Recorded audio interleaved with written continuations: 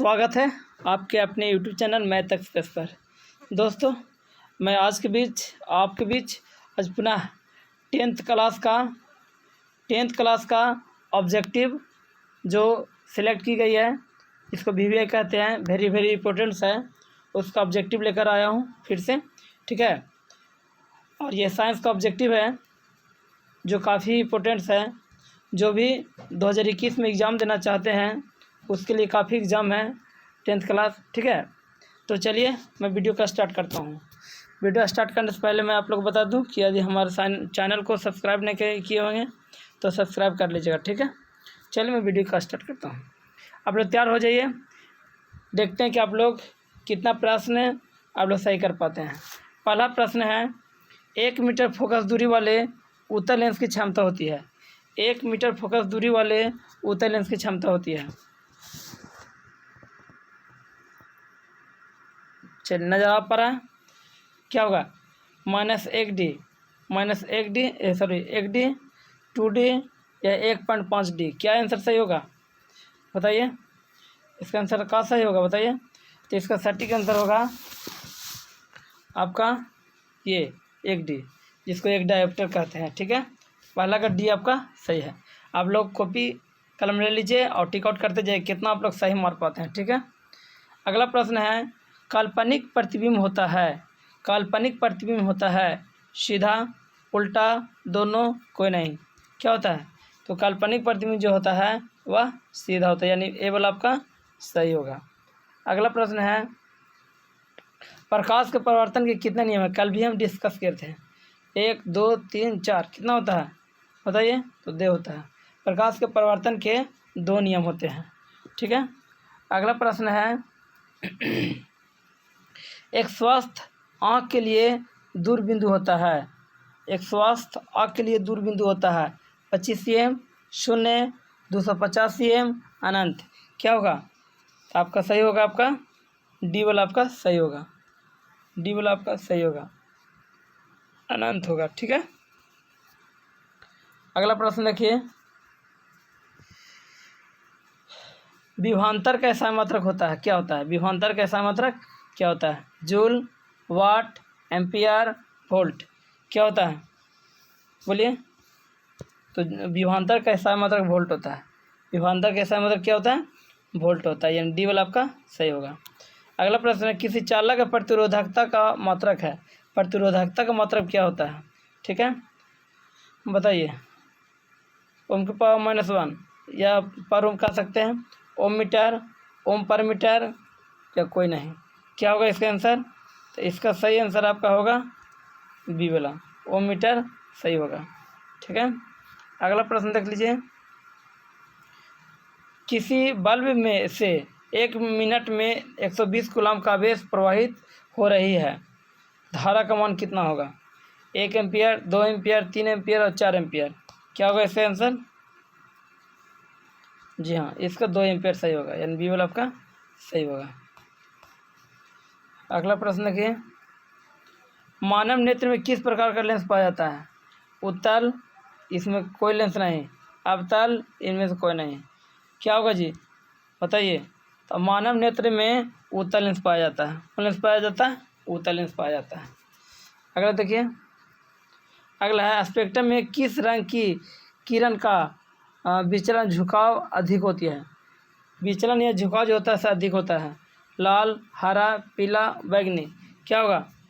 इसका आंसर आपको होगा डी वाला, यानी बैगनी आपका सही होगा। बैगनी रंग का विचलन भी सबसे ज़्यादा होता है और झुकाव भी सबसे ज़्यादा होता है, इसका तरंगदैर्घ्य सबसे कम होता है। और अधिक तरंगदैर्घ्य की चर्चा करेंगे तो सबसे अधिक तरंगदैर्घ्य लाल को होता है। ठीक है, लाल का तरंगदैर्घ्य सबसे अधिक होता है, लेकिन इसका विचलन सबसे कम होता है। तो यहाँ बात थी कि विचलन सबसे अधिक किसका है, तो बैगनी रंग का विचलन ज़्यादा होता है। ठीक है, अगला प्रश्न देखिए, विद्युत चुंबक बनाने के लिए किस पदार्थ के क्षार का उपयोग किया जाता है? विद्युत चुंबक बनाने के लिए किस पदार्थ का क्षार का उपयोगी होता है? इस्पात, पित्तल, तांबा, नरम लोहा, क्या इसका आंसर होगा? तो इसका आपका सही आंसर होगा आपका डी वाला, यानी आपका नरम लोहा सही हो जाएगा। अगला क्वेश्चन है, विद्युत चुम्बकीय प्रेरण की खोज किसने किया था? Faraday, Maxwell, Ampere, Fleming. क्या होगा इसका आंसर?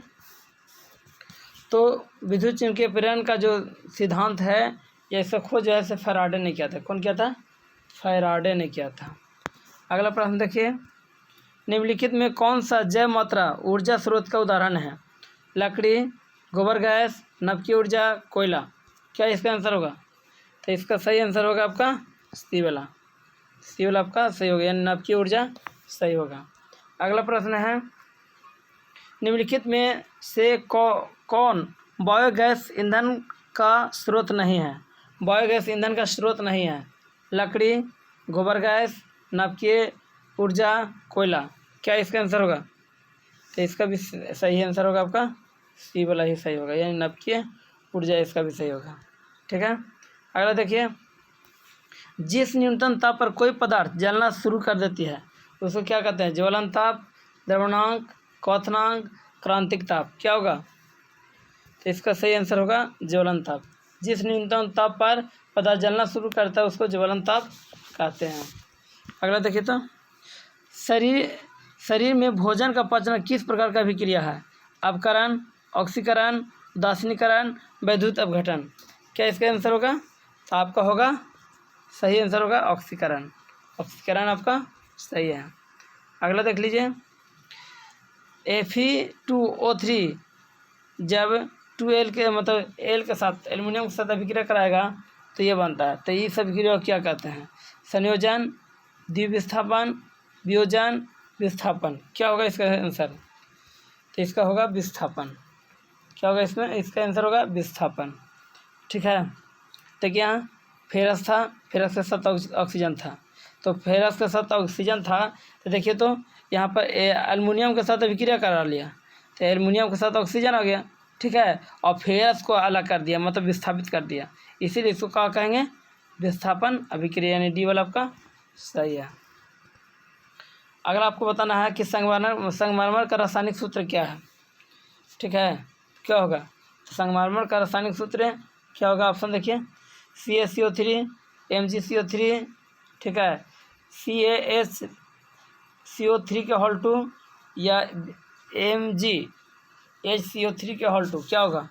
तो संगमरमर का सूत्र यही होता है आपका, ये वाला सही होगा, कैल्शियम कार्बोनेट। कैल्शियम कार्बोनेट को ही संगमरमर कहा जाता है। अगला है, बेकिंग पाउडर का अनुसूत्र क्या होता है? ठीक है, देखिए, तो Na2CO3, CaCO3, NaHCO3 या NaCO3।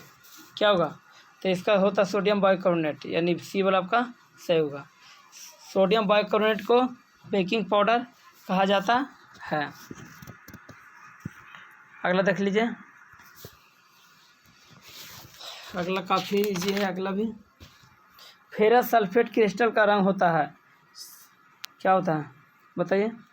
ऑप्शन है सफ़ेद, हरा, लाल, भूरा। क्या होता है? तो इसका आपका आंसर होगा हरा। हरा होता है। फेरस सल्फेट क्रिस्टल का रंग जो होता है कैसा होता है? हरा होता है। अगला प्रश्न है, लोहा को जिंक से लेपित करने की क्रिया को क्या कहते हैं? लोहा को जिंक से लेपित करने की क्रिया को क्या कहते हैं?